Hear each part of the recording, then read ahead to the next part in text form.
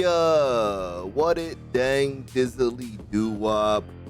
I am Zachary D, the Palsy Papa, and this is Palsy Papa Presents. Papa Palsy Presents. I'll get it right eventually, I promise. Anyway, this is Palsy Papa Presents.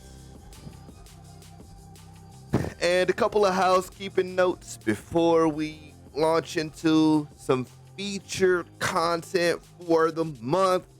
You feel me? Back there, I decided to leave it, man. Normally I would make a point to put the blanket on the bed and leave it. But what you'll see back there, um, are some crackers that apparently I haven't picked up yet from my kid eating crackers on the bed. Dad life. You feel me? Couple of housekeeping notes, a little bit of stuff that we got to get into. I did not live stream yesterday, Sunday, even though I normally would. I've really kind of been in a mode of restructuring the channel. We're restructuring the channel. Um, it's going to be a big deal. It's going to affect when I record videos, how I record videos, the type of videos I record, um, all kinds of different things. First things first, game footage on this channel from here on out will be a rarity. It will not be the norm on this channel. Second thing, second, there will be three main components to the channel. One of which are featured content. This month I am featuring um I am featuring no, I guess it's really four main components. So see, and this is my point. I'm kind of structuring this out loud so I can kind of make sense of it to you guys and also articulate it out loud for the first time. Um so there'll be four main components to the channel. First things first, featured content. This month, the featured content on the channel will be my life story. That means every week from here forward, you're going to get some amount of videos featuring my life and up to this point and things like that.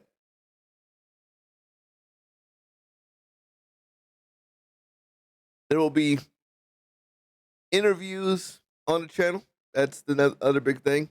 Still waiting on some clearance from the Special Olympics on the first interview. Hopefully that'll be cleared to today, Monday at some point, and I can release that to the public this week. Third thing that will be featured on the channel are my opinion on disabled folks and the news related to that, people with disabilities and them in the news.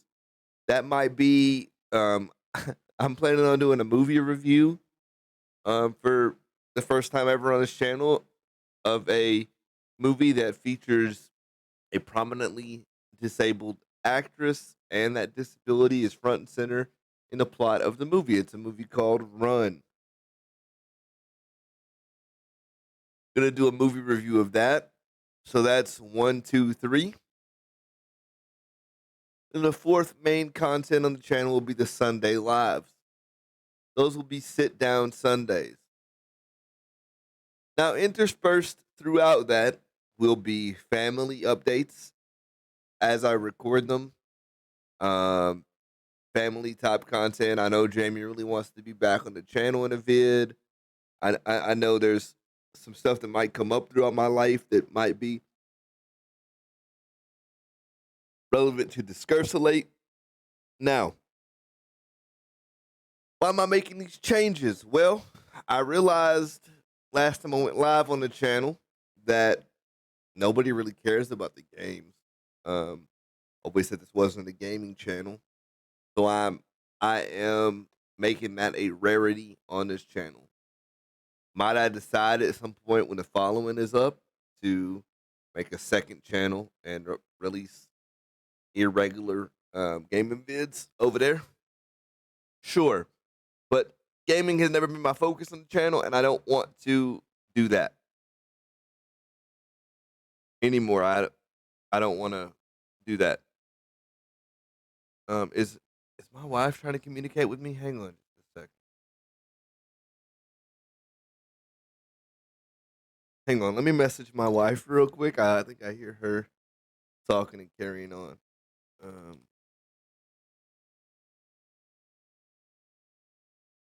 Let me just tap to her real quick. Um, but I don't want to do that. Second thing, I think that it takes away from the focus of the channel, and I'm to a point where I need more focused content.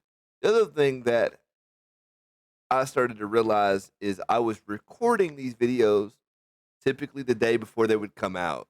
And that was putting me in a situation whereby if nothing interesting happened that day, I was forcing out content. So what I'm going to do is I'm going to record the vast majority of the content for the week on one day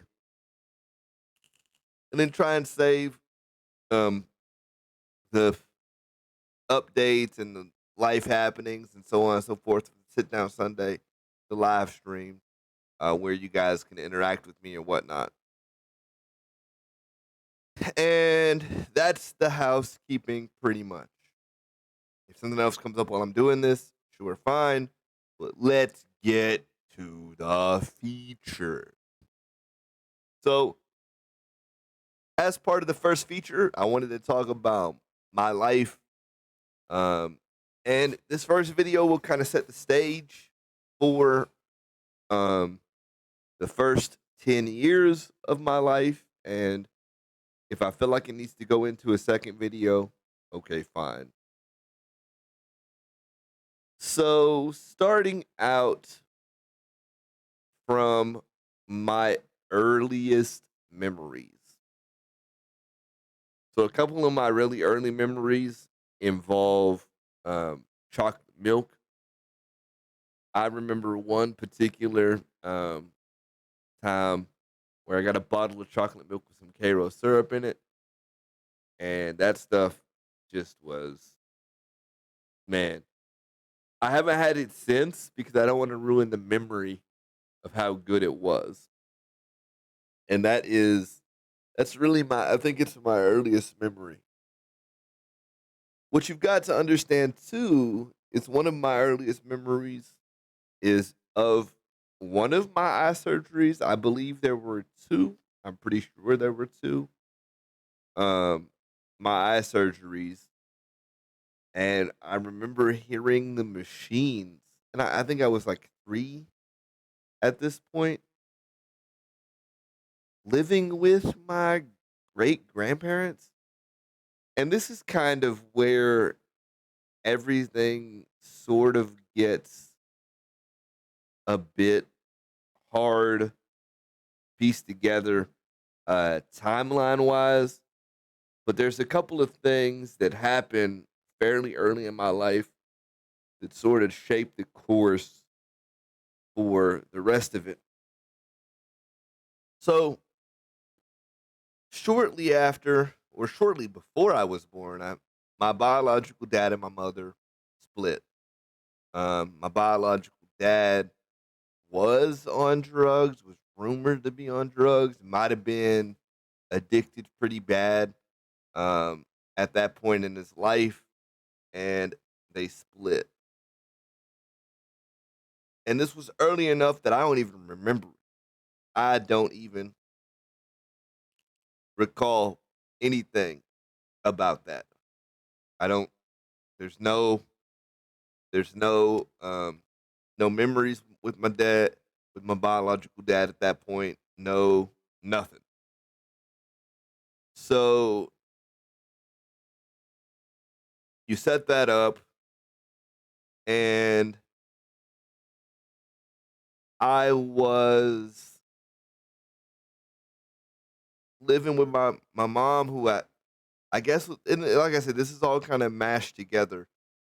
I'm living with my mom, who I guess was living with my cousin, who um like we'll get back to my older cousin later because she helped me out uh much later in life in a situation where I didn't know what else to do um but to call her. So we're living with her and like we're getting along, I guess. My mom's working at Walmart at the time, I think. And some point over the course of that, and this is where it gets really funky because um my half sister and I, who I grew up with, who is you'll hear me refer to her as just my sister at certain points during these videos, I'm sure. But my half sister and I are only 2 years apart. That means at some point in the first year and 3 months of my life, my mom gets pregnant. Now, I've never asked my mom about that, but I mean, that's a quick move because my dad and her were married or weren't, or it's a very strange situation that. And I guess I need to go ask my dad and addendum these videos at some point with an update to that whole time frame because I never uh my biological dad and I never really talked about it. We never really I never really got into it. And it's not really relevant, but it kind of uh shapes up how quickly the life that I knew as mine happened and all of that previous stuff kind of falls by the wayside. But at some point over the early course of my life, they realized, hey, he's not walking. It's not going well. Um, and we go to the Scottish Rite Hospital in Dallas. They tell my mom something that I'll never forget. I wasn't old enough to remember it at the time. I wasn't old enough to cement how I felt about it. But told my mom, your son will never walk. Never, not once, not ever. And my mom, being the stubborn person that she is, said, no, thank you. I would like a second opinion. We went to Houston, to the Shriners um, Hospital in Houston, and they did some tests, and like there was some, I'm sure there was a lot of things happening, but um, they decided that at some point I would need surgery. But yeah, I'm going to walk. Walking is a thing that I can do, and I'm gonna walk. And my childhood up to my first surgery was good, and that's something I want to mention. I didn't miss my biological dad at that point. It's something I didn't know about. It's something that I didn't know. My stepdad, who uh who raised me, is the only dad I ever really knew up to my mid-20s. That's my dad. And you'll hear me interchangeably use stepdad and dad. I've become more aware of that as I've gotten older and more conscious of using the proper verbiage, um, much to his chagrin sometimes. But he raised me, and I'll forever be in his debt to some degree for that because he sure didn't have to. He didn't have to be with my mom because I assume I was already around by the time they got together or what have you. It couldn't have been that long, but I presume I was already around. But he certainly didn't have to put up with all of it. And he did. He did. He put up with all of it, all of who I am and everything involved in that. He put up with every last iota of it. So fast forward because it was fairly normal up to that point, and fast forward to right at kindergarten age, before kindergarten, mate, like right before kindergarten. But and the reason this is hard for me to um, ascertain timeline on this because I went to Head Start. I was a Head Start kid, and I went to Head Start, and I was in those type of situations um, as well. I was in those type of situations. I That's a big part of um, what shaped my school because I was always kind of in the periphery of special education. I was always a little bit in and out, feet in both worlds type of situation, right? I was always kind of in both worlds. And so this goes on, and kindergarten is fairly normal. The kids don't really make fun of me at this point. Um, they don't. They don't really. There's not really um, much bullying at this juncture. I mean, kids are um, naturally kind of how do I say naive, I guess would be. They don't recognize the difference a whole lot. They don't they don't focus on the differences between you and the other kids, or at least in my case, they didn't. And I remember distinctly that there was a girl in my grade who was um missing a leg.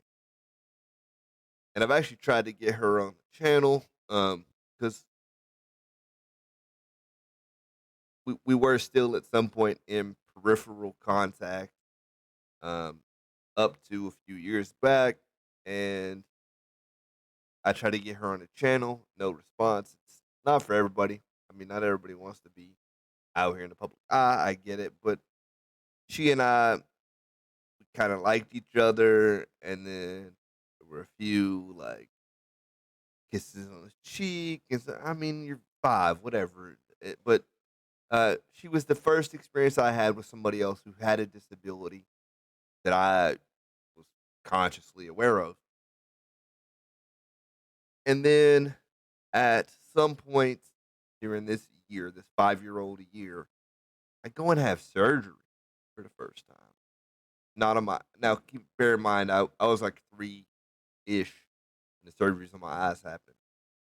Um, but the first surgery related to my palsy happened when I was 5, and there's a lot of um, there's a lot of stuff that I probably could have been more scared about at the time. And I remember my nanny, my great grandma, she was very worried. Um, but that experience was good. Like they treated me like a trooper. I took my little GI Joe in there with me, and they put little cotton swabs on his leg, like he got surgery too. But that experience was good. Like I didn't really understand it, but what they did was they lengthened my hamstrings. They um broke my legs in 2 places. I have scars on the front of my ankle on both legs. I don't know properly how to call that, but um, front of my ankle, the back, uh, the front right above my ankle, the back right above my ankle, my hamstrings, and uh, later in a second surgery would come the uh, two scars that are on my upper leg, right above my knee, and these are substantial scars. No lie, these are substantial scars, and I don't remember being in a lot of pain at 5, and it was have the surgery, and then from that point forward, I remember every 6 months we were back and forth to Houston every 6 months. Sometimes in the same day, back and forth.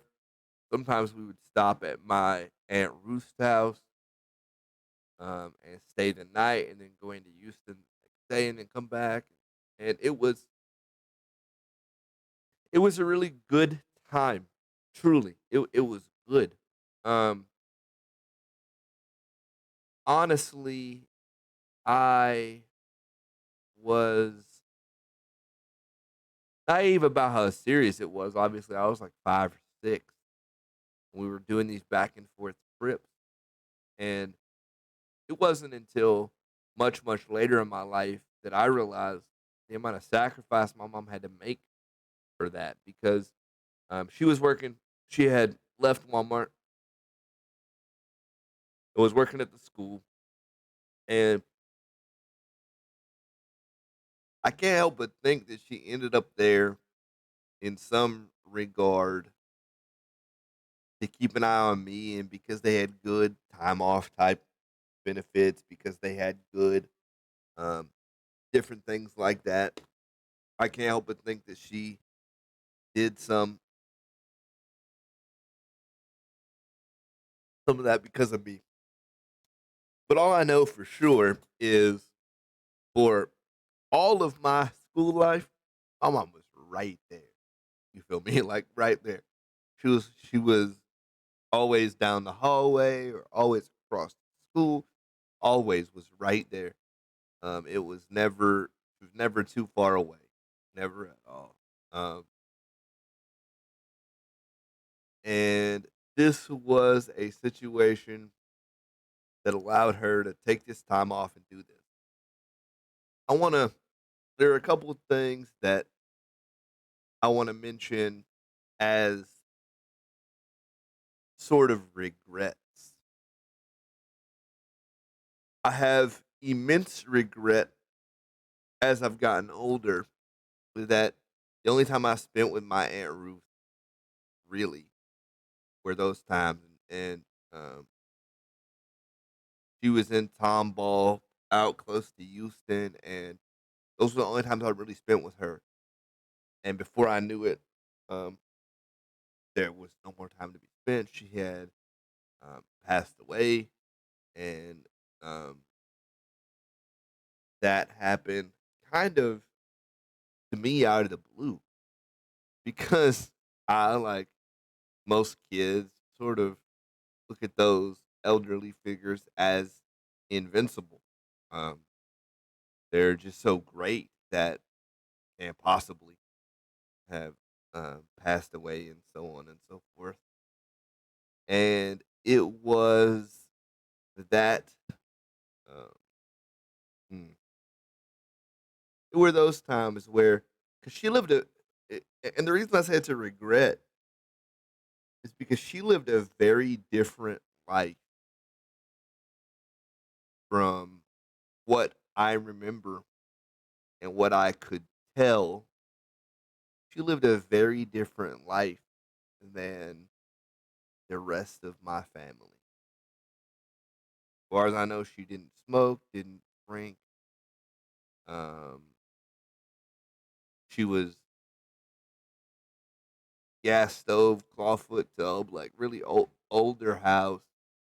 But there were a lot of laughs during those times. And my Uncle Glenn Wade, who was a truck driver, um, growing up, he would always be there, and it was just so good because my family at this time of my life, when I was sub 10 years old, was very big, very connected. As far as I could tell, there wasn't any drama. between the members of the family. As far as I know now, there wasn't any drama at that point. But those trips back and forth with my mom, staying with my aunt Ruth, those were big bonding moments between me and my mom because sometimes it would just be me and her for 4 hours in the car, and we would talk, we would carry on, we would eat snacks, we would go out to eat, we eat lunch. It was just good.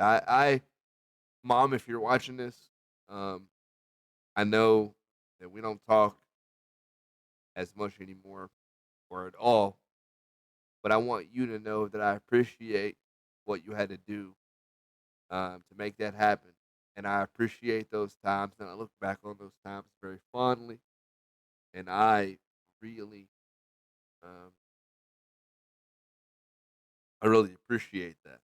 So, if you happen to see this video for whatever reason, just know that I realize the amount you had to sacrifice to make that happen. I just want to say thank you, even if I have maybe never said that to your face. I want to do that now. Now, something else happened fairly early in this process. I got to be on a telethon.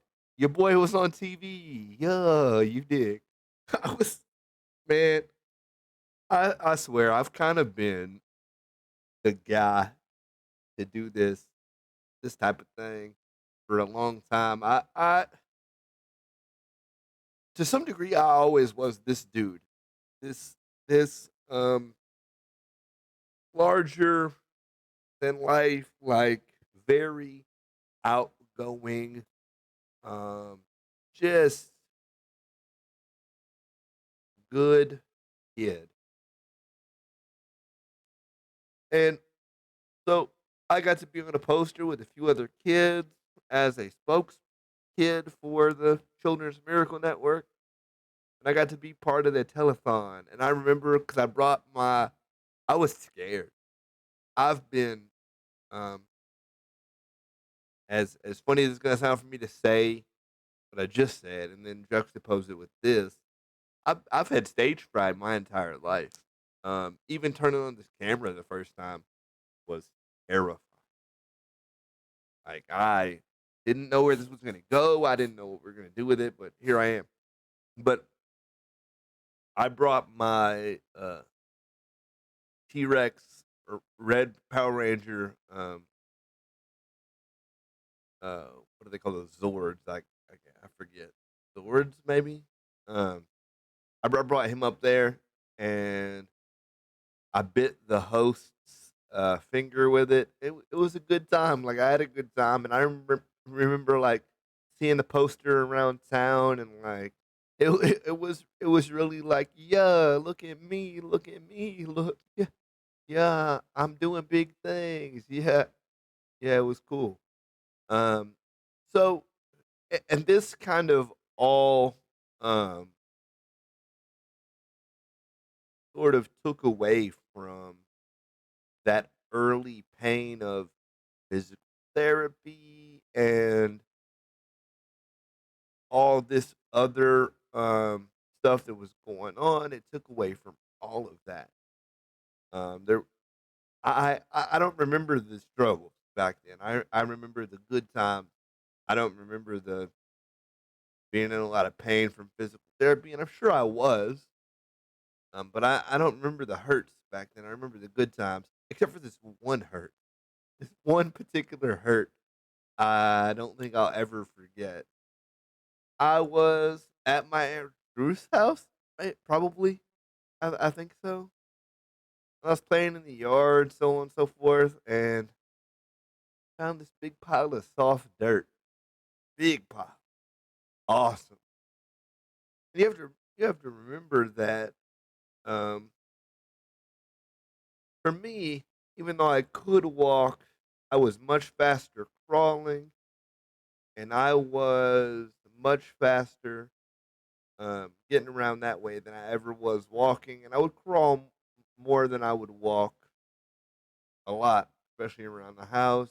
And because I was using a walker in the early years. I wasn't using the forearm crutches yet. I was using a walker, and I um, definitely did a lot more crawling than I did walking. So I was crawling around the backyard, found this big pile of soft dirt. I was like, "OP, let's go. Let's go. Let's get into it." Knocking it around, knocking it around, knocking it around, knocking it around. Whoa, that's a fire ant pile. No, opposite of yeah. No, that was not the way. So I'm panicked, covered in fire ants, arms, legs, because I'm on the ground, right? So I'm covered. Um, and and I was wearing my orthotics, my braces, so they um, they were like not really biting me as much as they should, but I was in shorts, and a t-shirt. My arms were covered; they were all over. And I remember my mom like picking me up and knocking the ants off, knocking the ants off, and I'm getting inside like, oh, I didn't mean to. I like this, that, and the third, and like it was crazy. Um, Another memory from a little bit before maybe that, and this will come back up when I get into my driving stories. But I was driving around a little, a little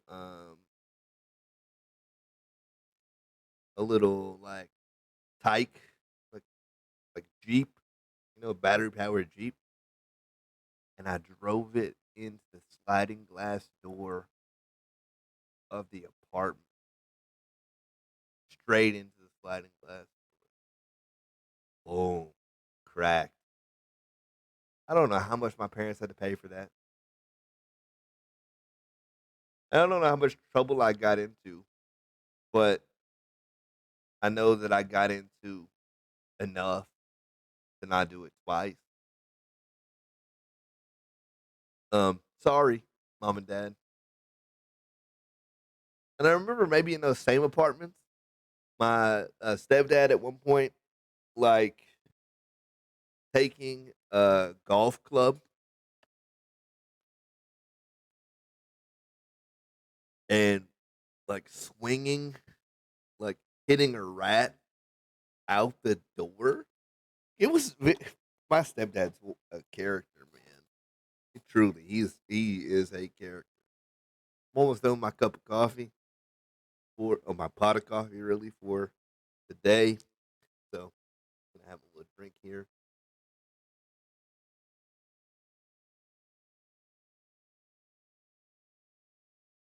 Um, but that kind of sets the tone for the first couple of years in school, and like it was okay. I remember, like I said, I remember more good than I do bad. And then I met somebody who I really um think changed my life. And Casey, if you're watching this right now, brother, I want you to know how much I love you. Truly. Um, Casey, yo mama has always been good to me. Yo family has all our family in general has always been good to me. You have always supported everything that I've ever done, even when I was wrong, even when I wasn't living the way that I should have been living. Um, you supported every entertainment endeavor in every song I put out. When I was doing rap, you supported it all. But we started way back in kindergarten. You feel me? Way back, way back. This man and I go back longer than anyone, and we fallen out of contact. We fall in and out of contact, as you do over the years. We go so far back, it's crazy. I met him in kindergarten, and we were like inseparable in school, man. It was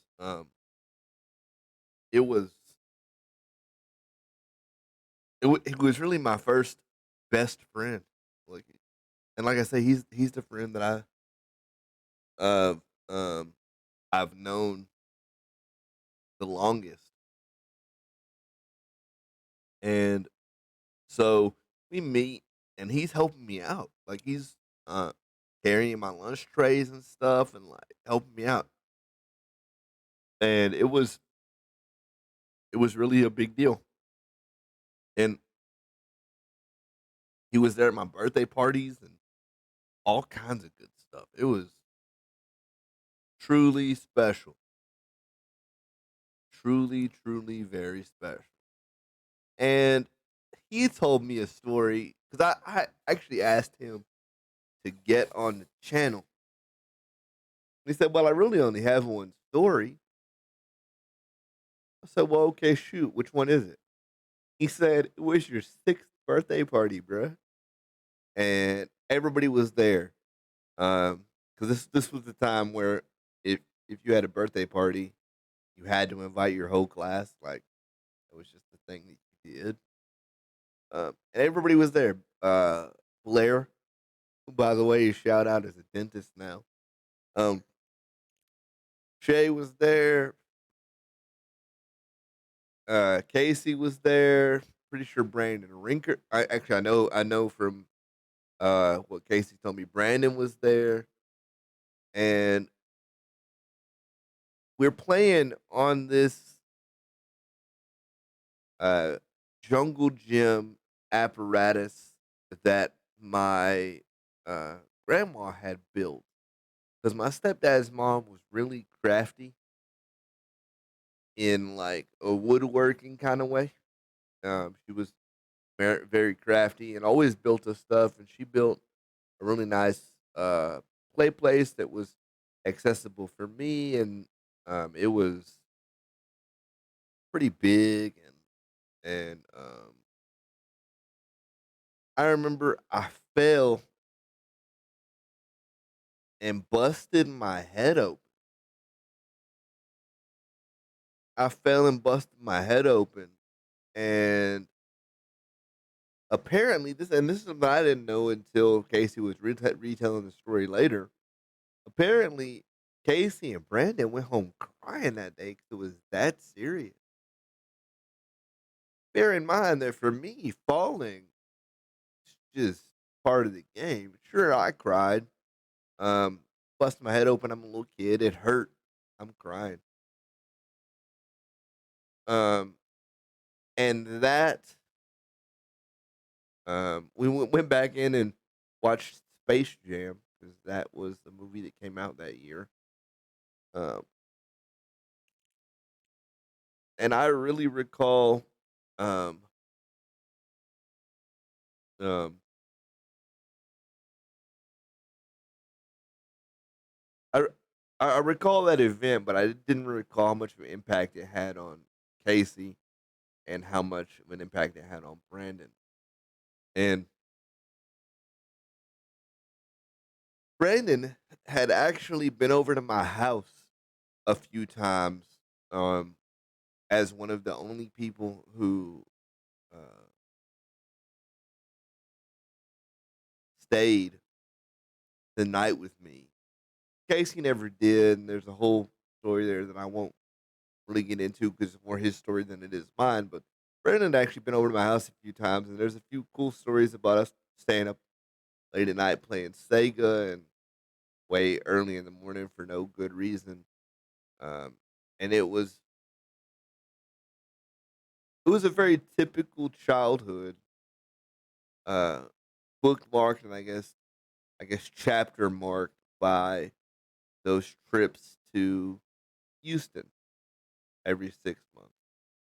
And it and I say every 6 months now because it felt like every 6 months, and it might not have been, but I feel very much like it was every 6 months. Um, and they would do things like plug me up to some electrical sensors and watch how I walk and mark that. And over time, Um, they would notice a crouch in my walk that they didn't like so much. But that's more on that later in my second video, where that all kind of comes to a head, and we we go in for the second surgery. But that second surgery is third, second or third video. Third video, yeah, I guess it had to be, has to be third video. Um, and I remember very um vividly uh, those times where I got plugged up and the electrical shock stuff, and I'm talking about like put the pads on my leg, the tens unit on my legs, and shock the muscles, and physical physical therapy. And now bear in mind, all this time I was seeing the same doctors, Doctor Barnes, my physical therapist Janet. I saw them right up until I got discharged from their care, and it would be really cool to go back now and show them that I'm married and have uh, kids, and it would be really cool to go back. And I hope I get the opportunity, even if they, I mean, I would hope a few of them are at least still there. But who knows? I mean, it's been almost 30 years now since I first started going there, and it's a very there's a lot of memories in that place that because you have to also remember after every surgery, you have to stay there for like weeks. My mom was always there, always.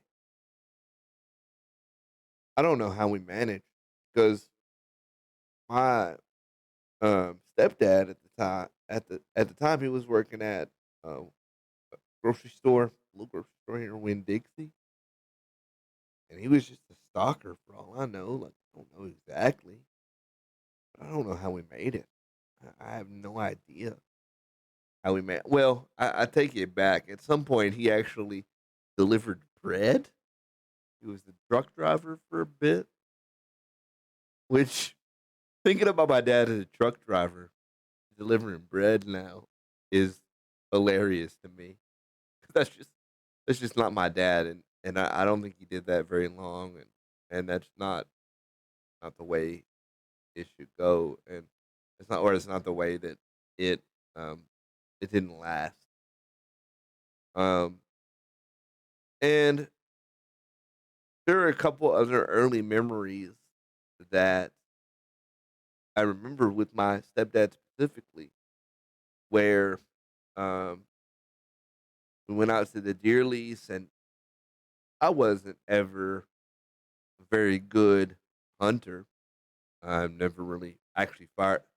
I don't think I've ever fired a real gun even today, but I fired the BB gun at a couple of targets, hit a couple of Coke cans. But I like going to the deer lease just to hang out and be with the men. I felt very grown out there, even if I wasn't doing much. So that's the most bonding that I think he and I um ever did, really. Sure, we played Madden on the Sega, and like he would always stomp, just trash me. And because he was never the kind to let me win, which made it when I did beat him a couple of times, made it even sweeter. Um, I look back at the early years with my stepdad, and there was a time where I wanted to be just like him. I idolized him. I always knew that he was working hard for us.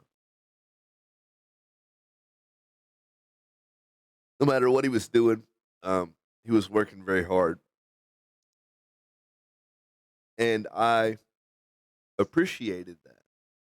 And that's kind of the vision of a man that I got um, fairly early on.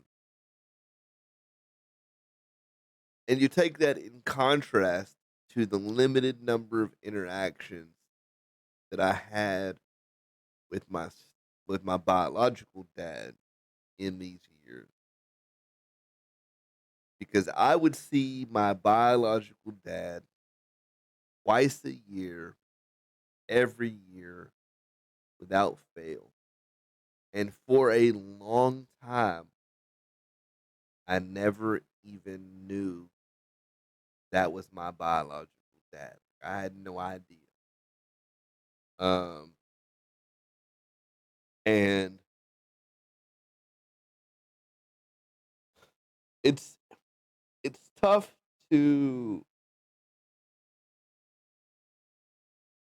articulate how that felt without being a little bit offensive to the relationship that my biological dad and I have today, but I'm going to do it.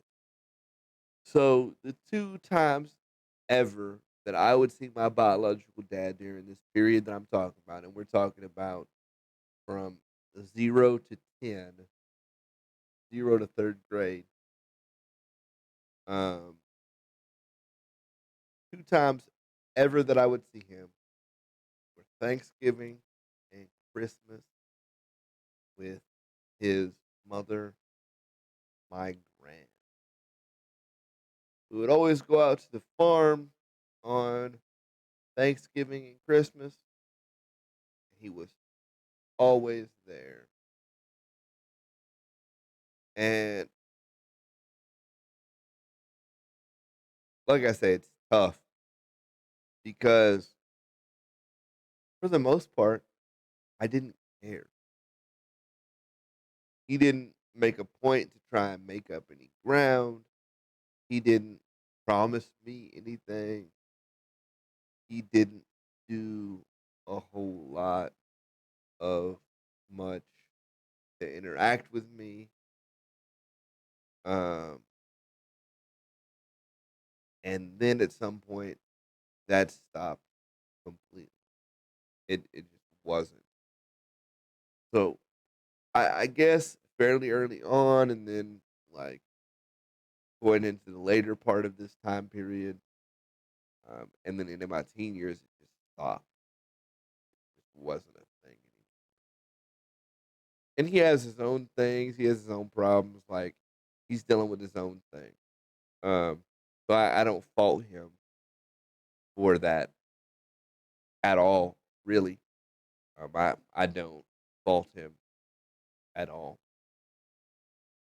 But it did result in me being a lot closer to my uncle than him, and I still, in some regards, look up to my uncle because he's a successful business owner. He went out on his own and did his own thing, but I I just remember he treated me like anybody else. He he was there and like interacted with me and stuff, and I had um some good memories with my grand, and I didn't she wasn't the one that I would go stay over at her house or anything um during those years, but not really.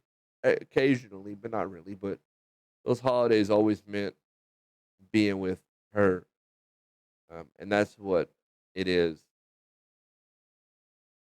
The family that I spent the most time with outside of my immediate family, which by the way, my immediate family was my myself, my stepdad, my mom, and my half sister, Michaela. And like I say, we had a pretty normal childhood. I mean, it was pretty normal. Um, we moved into a trailer park here, close to where I am now, even, and that's where we stayed for. a good solid portion, and it might have been this entire period I'm talking. No, we were in the apartments for a bit, but after the apartments, I think we stayed in that trailer park for the entirety of my uh childhood. It's a um very different thing. And I recall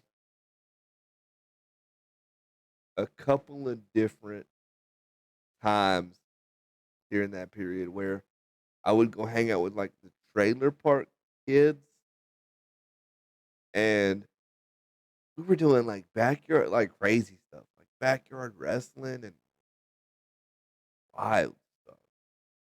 Um,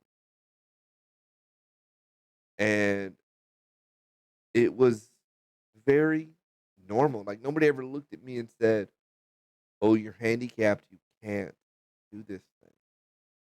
And I guess that's a common thread throughout um, my my life is that every once in a while I would get special treatment for being handicapped, like get to leave class early or get to miss school to go to Houston or something like that. But I would not ever really be be bullied or anything. Um, Not until much later, anyway. Um, I I definitely experienced a pretty normal childhood. My sister and I shared a room, which caused its own kind of drama. Um, and that was a big deal. Um, I had a couple of other friends outside of Casey, but I think in those very early years, nobody ever really came over to the house, and like that wasn't really a thing. But I would stay a lot with my uh, great grandma nanny. I'd stay over there a lot, and that house actually comes back up later. I lived there. I lived there again when I came home for when I came home this last time. But I would stay there a lot, and boy, there's a lot that I remember there. She used to play board games with us, and like we would eat ice cream in her bed, and like it was wild. And I don't mean wild like off the wall, but it was really I have some really fond memories over there. But boy, howdy did she smoke! She smoked 2 packs a day, every day. Like every time I looked up, she had a cigarette in her mouth. Um, which at the time I didn't think twice about it, but now you look back, that's not the way. As I casually puff this vape that's sitting right here, um, with no intent to stop, which is not so good, and I probably could stand to quit that, but that's a whole nother video. So this situation sort of evens out, and it's pretty good and pretty bad, like good and bad, and this and that, and um 2 or 3 times a week I'd have to go to physical therapy, and my grandparents would be taking me to that, and um that's where a lot of my memories of my great grandmother on my biological father's side come in, because Grandbobby used to take me all the time to physical therapy, and Grand used to, and um, everybody was pitching in to help out their first grandson. Because I was the first. Everybody was pitching in to help me out, help out my mom, and carry this um, special needs that I had, right? But I remember we used to stop and get nachos from the Dairy Queen. Like we we were I was doing it big. Like it was a big deal, and I would do this physical therapy, and it was a big deal, and like um I that hurt. I do remember that hurt. It's probably part of the reason I don't do physical therapy as much as I should now. 'Cause I know how much it hurts. It hurts. Proper physical therapy and like taking care of yourself. It's painful, like truly. Um, and I had to do like equine therapy where you ride horses. They ride around at various paces, and that was the thing. And I fell off one time and got stomped on, and but um, I didn't experience a bad childhood. I did not learn how to tie my shoes until I was 7. That was the thing that I did for my mom for Mother's Day because my mom used to have to come in and tie my shoes every day. Um, that was something I did for her. They asked me, "What do I want to get my mom for Mother's Day?" I said, "I want to learn how to tie my shoes." So I learned how to tie my shoes at 7. They said they're in physical therapy and taught me how to tie my shoes, and that's what I think I would like to get across. Um, if it hasn't come across already in this channel, is that my disability is more than just my inability to walk properly. It affected my motor skills, my ability to use my hands proper. Like I can use my hands, right? Like fine. But that wasn't always the case. I remember there was this one exercise and I wish I had some like marbles or something to show you, but I had to like roll the marbles around in my hand like like this kind of hard to do without the it was two balls in each hand and I had to like roll them around.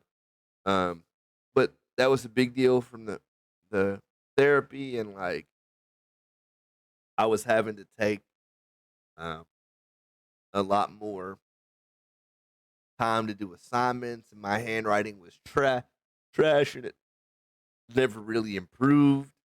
Um, my handwriting has always been trash, but I was taking more time to do the assignments, so they would put me in like a special ed room for part of the day to finish up my work. Um, that was the thing that happened. Um, and that kind of exemplifies everything.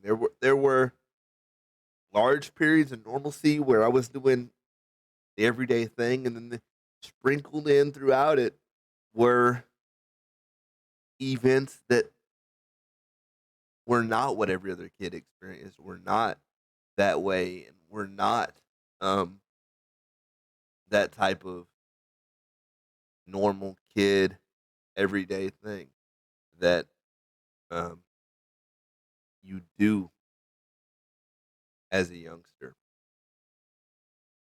So where does this all land me? Oh, and I guess to give you another idea of who I was back then, I remember getting in trouble for the first time at school for being a smart aleck. In the first grade, Mrs. Eddie, yeah, you dig. She was cool as a cucumber as far as I remember, and I recall I popped off and said something. I don't even remember what I said, but I do recall um, she threatened to go outside and give me swats or something. And I guess I said, "You won't do it," or I don't really know exactly what that interaction was. But anyway, I end up in the hallway about to get swats, and she doesn't want to do it. She doesn't want to do it, and she calls my mom down because, like I said, my mom worked at the school. So she calls my mom, thinking my mom will like tell her to stop, don't do it, this, that, and the third. My mom is like, "Yeah, do that though. If you're running this battle to school, you need to do that though. You need to just get after it. Don't hold back. Just go in." Go in, go hard. Um, and Miss Eddie looks at her like, huh? What you mean go after it? And she said, listen, Zach, here's what's about to happen.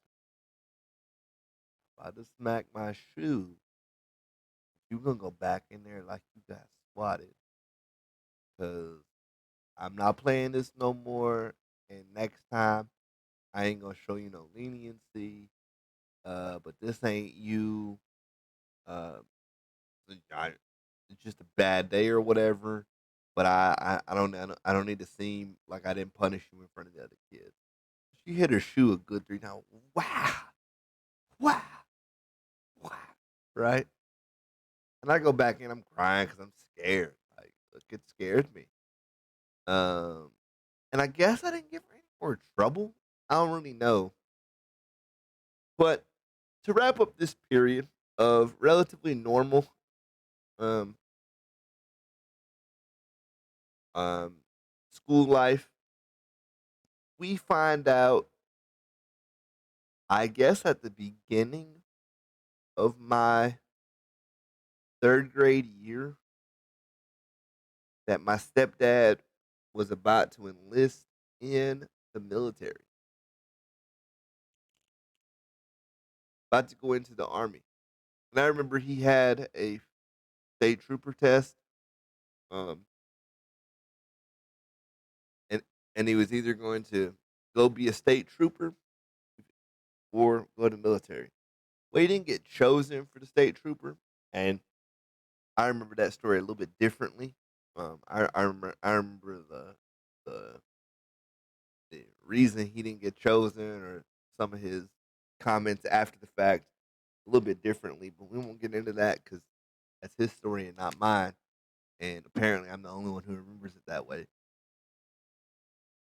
But I do remember that a little bit differently. But he didn't get chosen for state trooper school, and so we find out he's going to go in the military. So I find out that halfway through my um halfway through my third grade year, I was gonna have to leave and go to Georgia, and it was tough. I cried. My friends from school cried.